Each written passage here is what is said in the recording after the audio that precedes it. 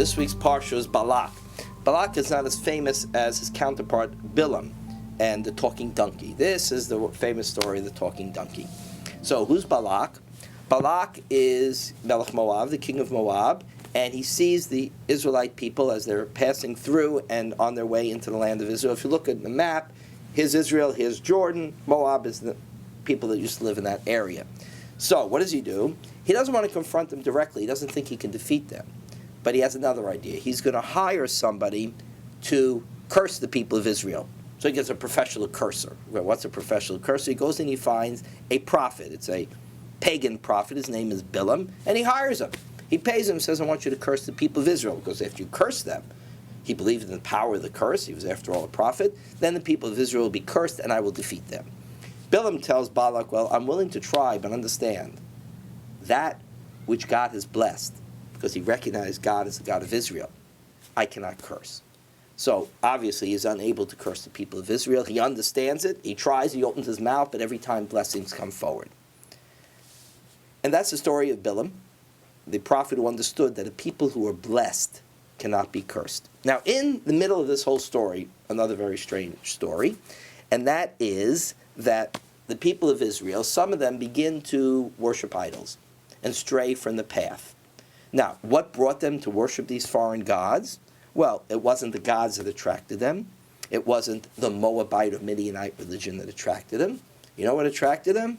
Well, you guessed it, the Moabite women. That's what attracted them. And because of their attraction to them, they followed their religion and they began to leave the path of the worship of the one God, the monotheistic religion that Moses had taken the people out of Israel in order to establish. Why do we have these two stories juxtaposed? They seem to have nothing to do with each other. But here's what perhaps the Torah is trying to tell us. When we are true to our principles, we're strong, and no one can curse us, no one can bring us down. Bilam understood that. He said to Balak, this is the people of Israel. Matovu alecha, he said, how good are your tents, O Jacob? You're so together, you have such a direction, there's no way I can curse you. When you are the people of Israel, I can't curse you. And God protects the people of Israel. Then we get to the story of the men who strayed because of the Moabite women. They were no longer true to their principles. They were going after the attraction of their eyes. That brought about a disaster for the people. Why? Because God can't protect us when we stray from the path. God can't be with us. We can't be true to our history. We can't be a strong nation if we don't stand up for our principles. That's the lesson the Torah is trying to teach. No one can bring a curse upon the people of Israel. No one can bring a curse upon the American nation or any nation that stands for good, as long as they're true to their principles. Once they stray, they bring a curse upon themselves. They weaken themselves. I think that's the lesson the Torah is trying to teach us. And we see that. We mentioned when Israel and Egypt made peace. Talked about it once before. When, after Sadat realized the Jewish people are going nowhere, the people of Israel are going nowhere, they are determined to live in their ancestral land. And the bond between America and Israel is so strong, it can't be broken. And then Sadat of Egypt said, you know what? This people can't be cursed because they're blessed. So I'm going to negotiate a peace deal, and maybe we can help each other. And maybe my people in Egypt could live peaceably and be a stronger nation. That was his courage. The terrorists killed him for that because he made peace, because he recognized that Israel was permanently there on its land. It's happened everywhere else. When is America most respected? When we stand firm behind our values and our allies.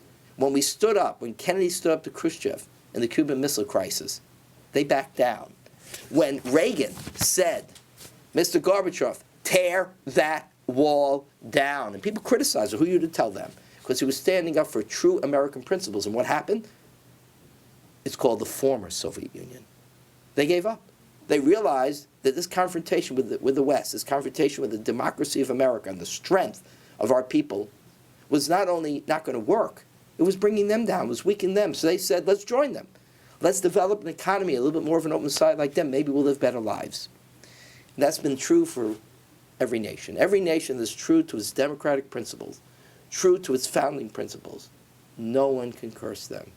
The only curse can come when we go away from those principles.